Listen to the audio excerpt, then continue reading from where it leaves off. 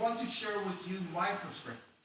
I believe that our government officials, from our president to our governor to our mayor, are not out to get us. They are doing their best to protect us during these unprecedented days of challenge. There is no roadmap to guide us through these significant challenges because we have never faced these unique circumstances. Therefore, we are leaning on the best medical and scientific advice that is made available. They are also trying to utilize the best financial and political counsel that they can muster up. In the past, many of the government's decisions have been suspect to many of us in the church. Not so with these decisions that are currently being made, because they are really meant to keep us alive and well. Therefore, I want to encourage you to follow their recommendations and advisements before they turn into mandates. It is reported that many youth and young adults are not taking these advisories seriously. And I need to say many of our regular citizens, our adults, are also maybe not taking it seriously. However, there could be stronger and stronger mandates that are slowly but surely being made because we don't take them seriously. The next mandate might be to order shelter in place or to stay at home. It is my firm belief that God is still in control in spite of all the craziness that surrounds us. No matter how severe the mandates may become, God will give to us everything that we need.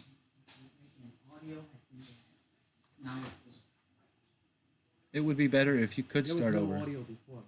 We don't know what happened. You want to start again, maybe? Is it possible? Again. Right now. And just let people know what happened. I am sorry to let you know that we have had technical difficulties, but God's in control. He knows what he's doing. So we're going to restart. And I pray that all of this comes to an end. Dear people, please know that I feel really strange preaching and speaking to our cameras. So please forgive me.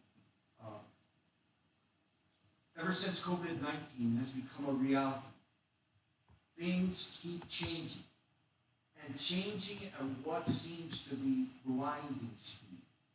This past Monday, March 16th, the Hawaii State Department of Health was officially reporting 10 confirmed cases of COVID-19. Last night's DOH report cited 48 confirmed cases, going from 10 to 48 in less than 1 week. We are so fortunate that there hasn't been any deaths in Hawaii so far. In order to stop the spread of the COVID-19 virus, our governor has taken some very drastic measures.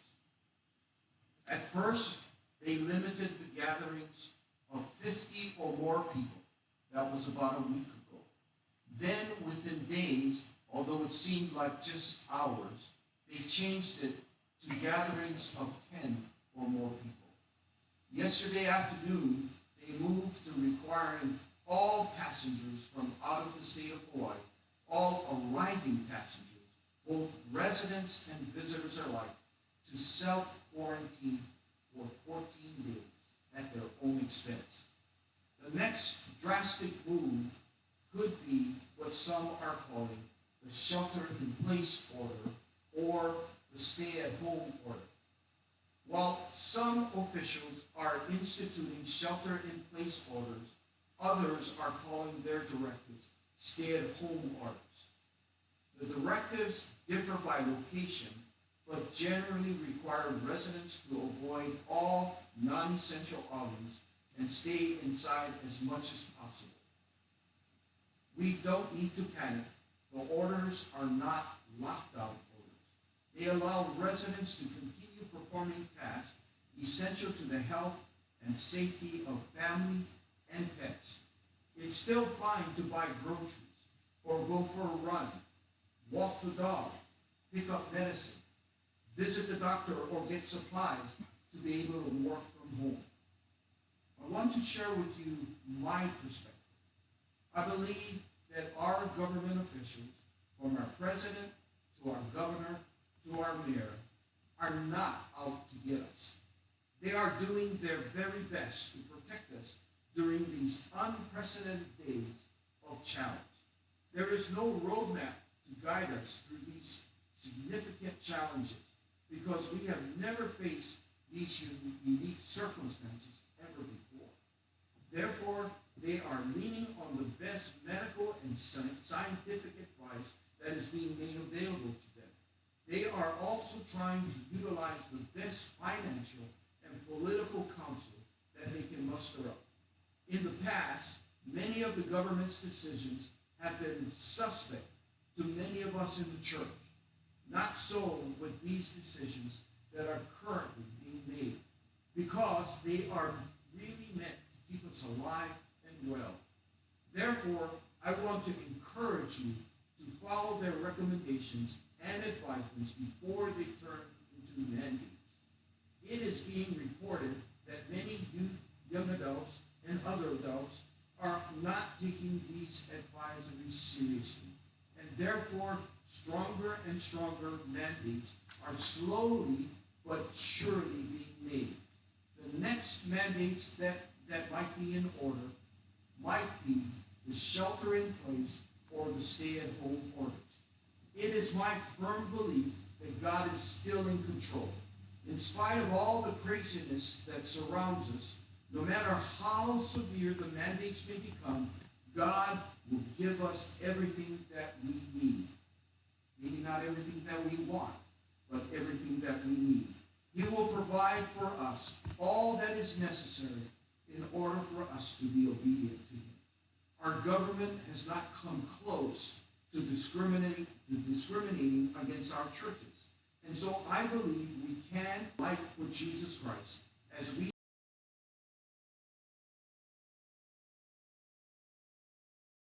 seek to be a part of the solution, a part of the solution that challenges us, instead of becoming a part of the problem. Dear people, let's go on to become the people that the Lord desires us to be.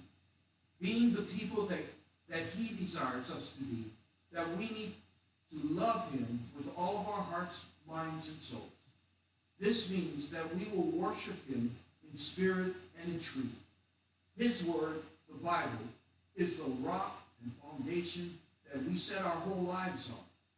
His word will never become a great suggestion for us, but rather it will remain the mandate in our life that brings life and breath to us. Therefore, we will love and serve Him with all of our lives. We will seek to serve in ministry to each other and in missions to the lost are really His gift to us.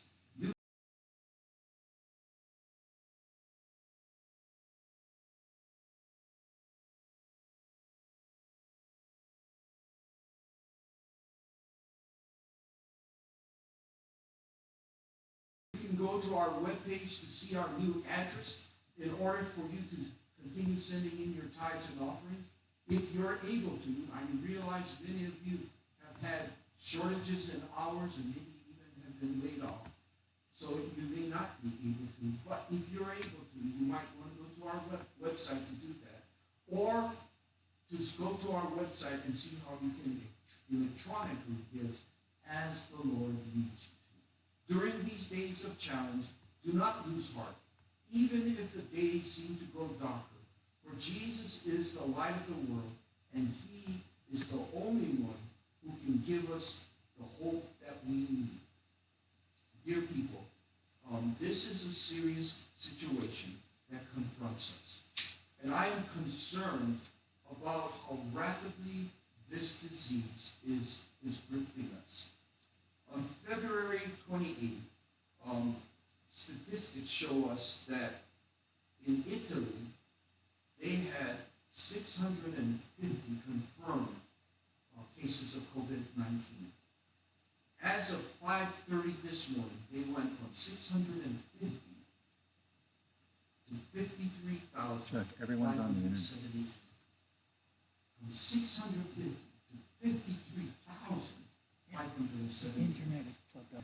25. On March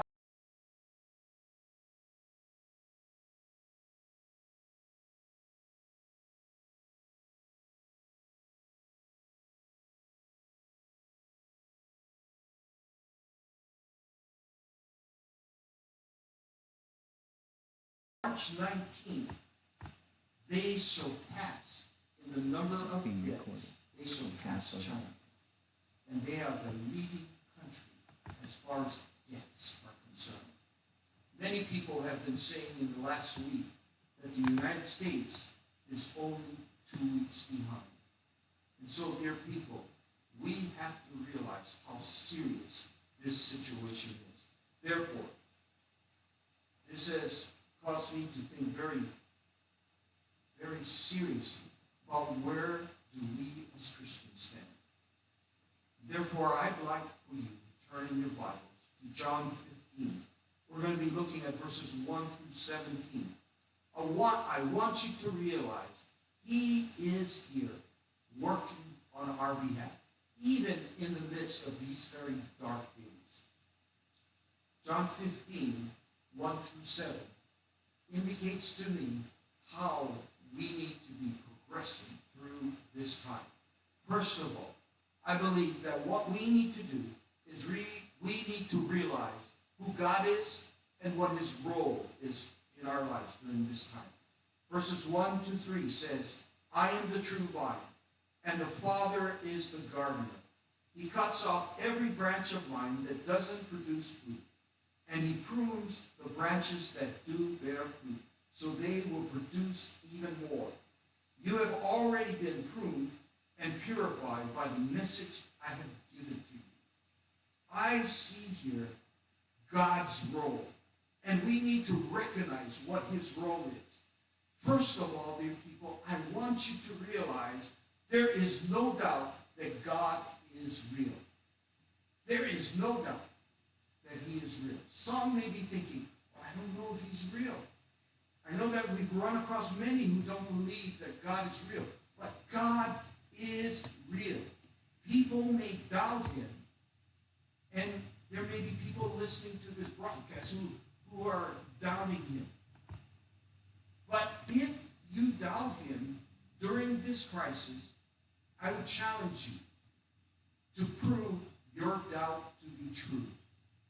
God is real.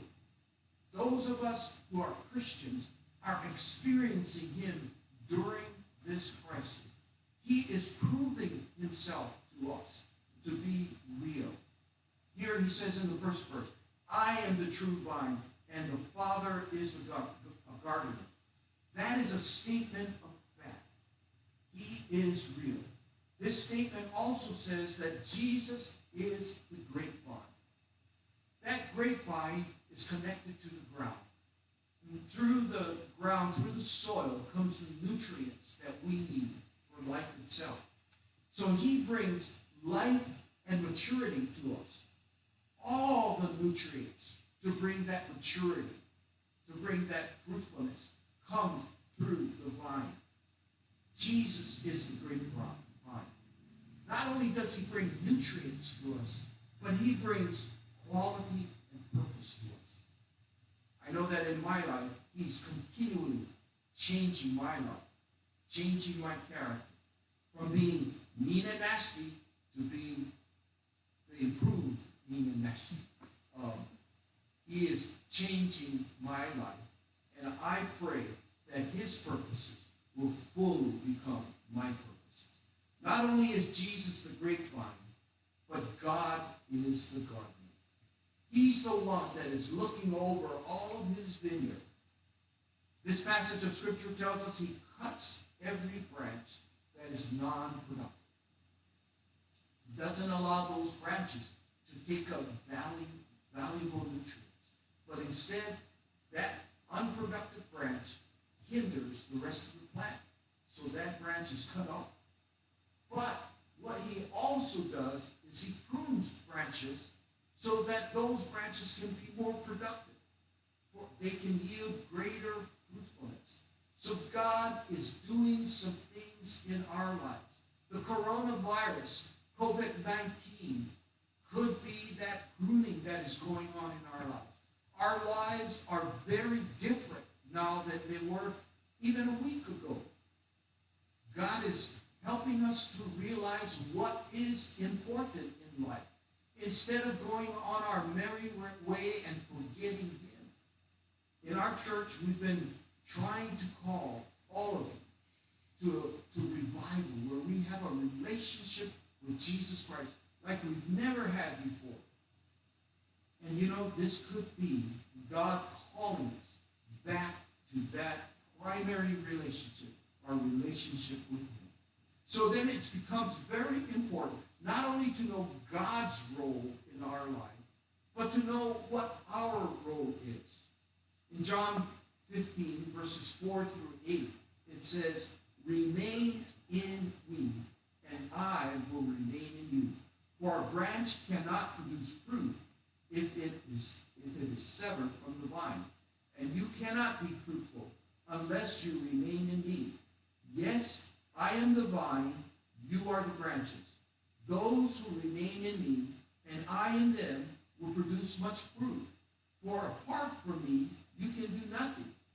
Anyone who does not remain in me is thrown away, like a useless branch, and withers. Such branches are gathered into a pile and burned. But if you remain in me, and my words remain in you, you may ask for anything you want, and it will be granted. When you produce much fruit, you are my true disciples. This brings great glory to my Father." So, this passage, verses 4 through 8, is telling us our role. Our role, our primary role, is to remain in Him. We are to remain connected to Him. We are to remain in a vital relationship with Him. We are worthless without Him. Without Jesus, we are really nothing. He makes us worthy. It is the Lord's role to produce much fruit. That's not our job. It's the Lord's job to produce the fruit. Our job is to remain connected to Him. He will prepare, fertilize, water, and maintain the soil, and enrich the soil. He will prune the branches to bear much fruit. He will completely cut off useless branches and get rid of them. We don't need to be concerned about that part. We need to be concerned about being connected to Jesus, being connected to the vine. Then we can become very fruitful. Therefore, we see God and His role. And our role is to remain connected. This will allow love and joy to be the dominant character of our lives. Verse 9 through 17. "I have loved you even as the Father has loved me. Remain in my love. When you obey my commandments, you remain in my love, just as I obey my Father's commandments and remain in His love. I have told you these things so that you will be filled with joy. Yes, your joy will overflow. This is my commandment. Love each other in the same way that I have loved you. There is no greater love than to lay down one's life for one's friends. You are my friends if you do what I command. I no longer call you slaves, because a master doesn't confide in his slave. Now you are my friends. Since I have told you everything the Father told me, you didn't choose me. I chose you. I appointed you to go and produce lasting fruit, so that the Father will give you whatever you ask using my name. This is my commandment. Love each other. This is a tremendous passage of Scripture. A passage of Scripture that I believe you need to mark and continuously read during this unprecedented time. Because this says everything that God is doing in our lives is being done out of love. His love for us. Therefore, we are to remain in his love. Don't forget how much he loves us. Don't forget how much he has sacrificed for you. Yes, we may be suffering a little bit, but he will provide everything we need to get through this. We just need to remain faithful in loving him. Loving him means obeying him. It's so important that we understand love is just not a fluffy feeling, but love is a relationship of obedience. If we love him, then we will obey him. Verse 11 says, I told you these things so that you will be filled with my joy. Yes, your joy will overflow.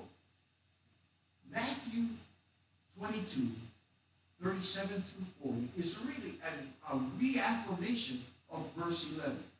Verse 11 again, he's saying, I told you these things so that you would be filled with joy and that your joy would overflow. Matthew 22, verse 37 through 40 says, Jesus replied, you must love the Lord your God with all your heart, all your soul, and with all your mind. This is the first and greatest commandment. A second is equally important. Love your neighbor as yourself. The entire law and all the demands of the prophets are based on these two commandments. Dear people of Valley Health Fellowship, that's what we need to be really zeroing in on these difficult days that we are in. We need to be building our love for Jesus Christ. We need to be building our love for the Lord. And we need to be giving all of our life to him. We need to be then obeying him by loving our neighbor, loving those who are around us. And this says that all the law, all the prophets hang on these two. So, dear people, we are commanded to love. Not just to have that nice feeling, but to act in love towards one another. I've been reminded as I've had to do a little bit of counseling during this time. And I've been reminded that some people are hanging on to bitterness. Some people are hanging on to grudges. And I've had to tell them that you got to let it go. Because we may not have tomorrow. When one of our dear sisters in the Lord, Priscilla Connie, passed away just a few Sundays ago, that was sudden. And I remember preaching on the day she died, before I knew that she had passed, saying that we are not promised tomorrow. We are not even promised the next breath. So it reminded me that we have to take advantage of the time that God has given to us. And if God's primary command to us is to remain in his love, to be an instrument of his love and grace, and that we show that we love him by obeying him, then we've got to give up bitterness, hatred, grudges against everyone. Your people, we have to be agents of his love and grace. We are commanded to love like he does. That's evil. We are commanded to love as he does. So, dear people, it is so important for us to realize that we are the Lord's ambassadors. We are representing him. And so, therefore, since he is a God of love, we need to be people of love. That, therefore, makes us agents of his love and grace. Agents of love and joy. During these very dismal times, during these very dark times, we need to let the love of Christ shine through us. We need to let the grace of Christ shine through us. So while the world may be falling into despair, we need to be full of love and joy. God can use our obedience to shine hope to a world that seems to be in a hopeless situation. I believe that the situation with the COVID-19 will probably get worse before it will get better. People, we have already experienced the worst with our Lord. Things will only get better in our relationship with the Lord. Let's cling to Him. Let's cling to Him like we've never clung to Him before. Dear people, let us love Him and obey Him like we've never done before. As we close, I want you to realize this. He is always there for us, even during these dark days. He's right beside us. He knows our needs before we know those needs. And He will be actively providing for us. So, dear people, if you fall into need, you know how to contact us. Contact us. The church stands ready to walk alongside of you. But if we fail, realize our Lord will never fail. And we're going to, as a church, strive to be all that Christ would want us during these times. I thank you for joining us. Let's close in a word of prayer. Heavenly Father, we thank you so much that you have never forgotten us, even though the situations around us might seem so dark, dreary. Lord, they may seem so disheartening. But Lord, you can bring us joy.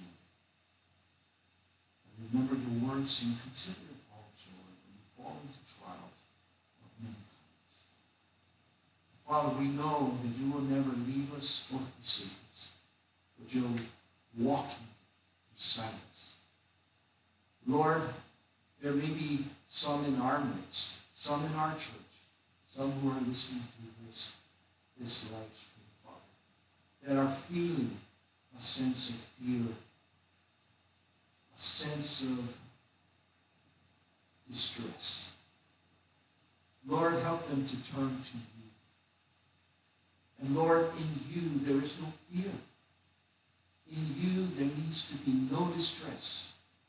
Because Lord, as we trust in you with all of our heart, as we lean on you and not on our own ways, and as we acknowledge you in all of our ways, we know that you would direct our paths. So, Heavenly Father, help us not to get dismayed. But Lord, help us to be empowered to be agents of your love and grace, reaching out, Father, to those around us who are in distress and sharing with them, Father, your love and grace. Heavenly Father, we ask that you would work powerfully through us during these days. For your word says, he that is within us is greater than he that is in the world.